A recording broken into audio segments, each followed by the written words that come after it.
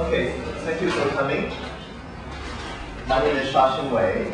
I'm from the School of Literature, Communication, and Culture at Georgia Tech in Atlanta, United States. I'm here to talk about the TGarden project with my colleagues from Sponge and Foam. To my left is Mike Spanovich, Chris Salter, Joel Ryan, Evelina Pate, Nick Gaffney, and Yvonne Schur. So it's not the entire team. We have been a team of 20 people working on this project. So what I'd like to do is to talk for about 15 minutes, 20 minutes about this TGarden, and then hopefully you'll also get to see some images before the end, and open up the floor to some questions. We can have a conversation. If somebody in the audience will indicate when the images come up, it would be very nice. Maybe you have time, hopefully, to have some questions, because we've been operating this mode of question and answer throughout this week at ours. So the first question, of course, is what is a TGarden, and what does the T stand for? TGarden was conceived as a kind of a play space. It's a space where people can come together and improvise. It's very important for us that we can study or make an environment in which people can improvise a gesture. So it's not as if you go into the space and there's a button, so you push here and you see this light, or you push here and you hear this sound trigger. It's a much more kind of environment which I like to think of as close to the kind of environment in which we live in everyday life. So, and also thinking of everyday life, it's an environment in which we don't see the world as cut into pieces, sound, image, material, but one piece, one kind of substance with many different kinds of modes and modalities in it. So we can pay attention, for example, to the fabric in our body in one mode of attention, or we can just pay attention to the body itself. You know, am I comfortable and uncomfortable? Am I sitting straight, balanced, or what? Or we can also pay attention, maybe in a different mode, to the ambient qualities of the sound in this room. There's all this echo here, and that's very strange to my voice. My voice is not very different from the voice in my normal setting. Yes? So this is a change of a mode of attention. Or images. We can pay attention to images. And not just dead images, but images and sounds that are actually changing on their own. This work begins to get into the magical realm, which is possible when we have computational processes perhaps run underneath the surface. Another aspect is we're interested in this idea of autonomous processes.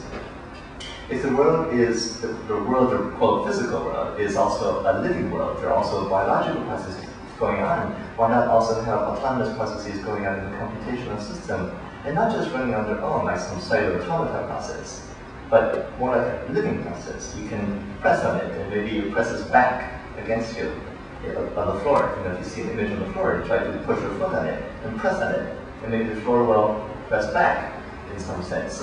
So we're thinking of how people can improvise gestures, yes? How we can improvise meaningful gestures. Improvisation is a very key aspect of this TGarden.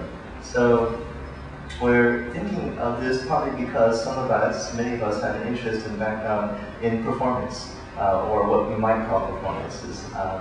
But we'd like to take this word out of its ordinary context, and ordinary in the sense of professionalized context, let's say in the history of theater, let's say, or dramaturgy, and put it back into everyday life.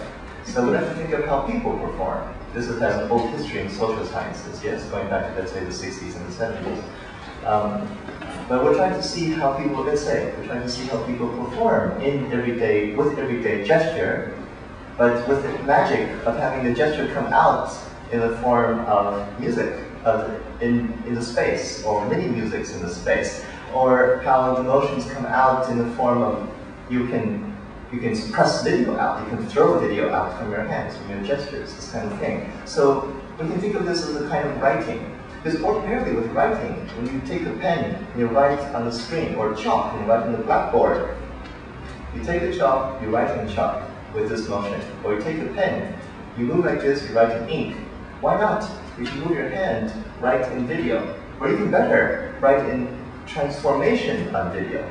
This makes it slower and slower and slower. And this makes it faster and faster and faster. Or music, take repetition. You can make a gesture like this.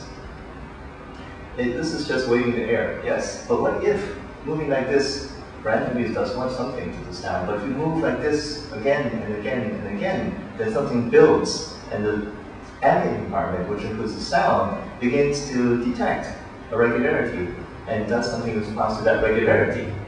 Like, this person now knows how to dance, and it dances back with me. So these are the kinds of dreams we're thinking about, and we were able to build some systems toward that kind of dream.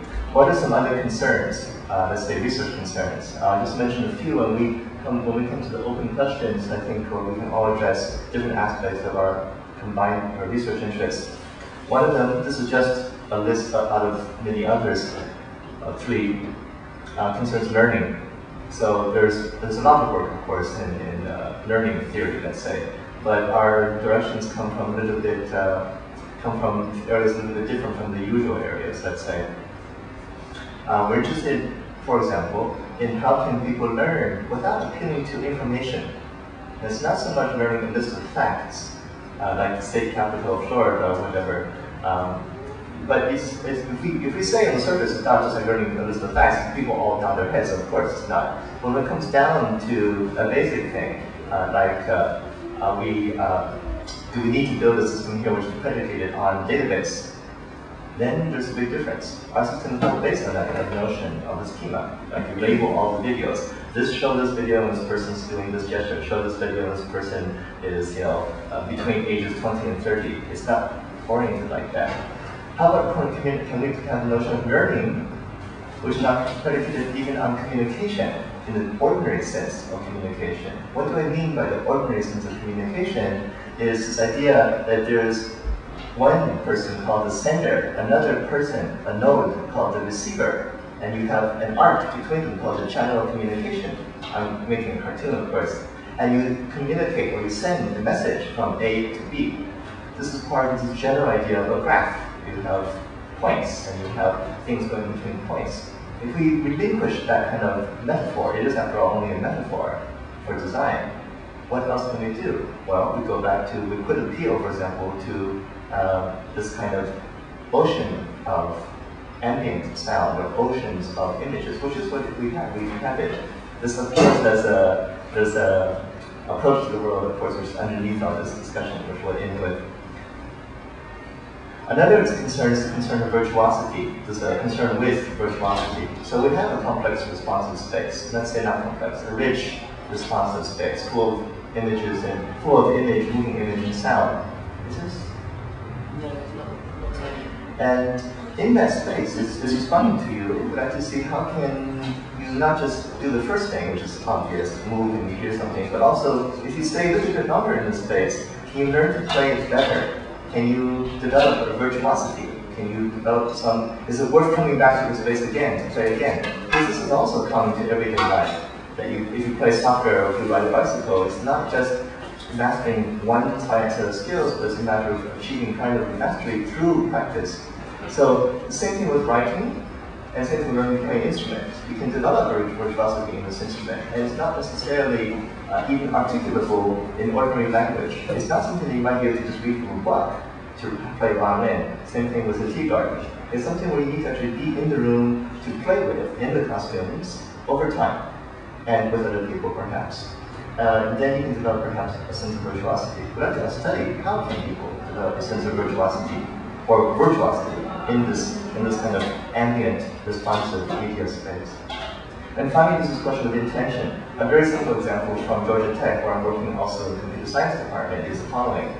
You walk to, there are many doors which are automatic. Yes, you walk to within a meter of the door, there's a sensor that opens the door for you. Now, suppose I'm just walking by the sidewalk talking with Maya or Chris. I just walk down the sidewalk talking. We pass within a meter of the door. We have no intention of going to this door. The door will open. Yes. The door has the sensor in the door has no way of knowing that we are within the meter, but we do not intend to walk into this door. This question of intent is very deep, actually. It's one of the deepest questions, of course, if you have read any philosophy. In philosophy, of course, we get this problem right away, a very concrete problem of sensors. We use sensors everywhere. In our thesis, it's one of the central aspects. We need to get the motions of the people and where they are into the computer, yes? But the computer cannot understand what the people intend. We could do a lot with artificial intelligence to try to infer what the intention is, but we're choosing a different approach. We're choosing just to, don't even try. Just respond or track gestures. There's a story about this, which is the following. It's a funny story about an anthropologist who goes to the island, and maybe I've told you this before. He goes to the island, of course it's a he, he's an anthropologist, yes? Going to study colonial culture. So he goes to an island in the middle wherever you want to choose your name, Tobago, Tobago, and he sits down, he spends 10 years working with these natives, yes? They tell him about how nature is animist, it's full of living will, and even this stone mountain can play chess. And he says, I don't believe this, I don't believe this. He gains the confidence, and one day this old sage takes him to this field and says, I'll show you that this stone statue, this giant statue, can play chess. So he sits, they both sit down on one edge of the field. It's laid out like a chessboard. Of course, it's like chess, right? Everything's modeled on the European model. It's chess in the field, and after a minute, the sage takes a big stone figure and moves it, a piece, and moves it to a square. Then he sits back down. They wait, they wait. And then the old sage gets up, walks around to the opposite side of the field where this giant stone piece is, picks up one of the opposing pieces and moves it, sits it down, and walks back. So the anthropologist sits there and says, what are you trying to pull? You're trying to fool me. I saw you do both. You moved your piece and you moved its piece. And the old sage said, the first time I moved this piece, I was moving it. The second time, the stone mountain was making me move its piece.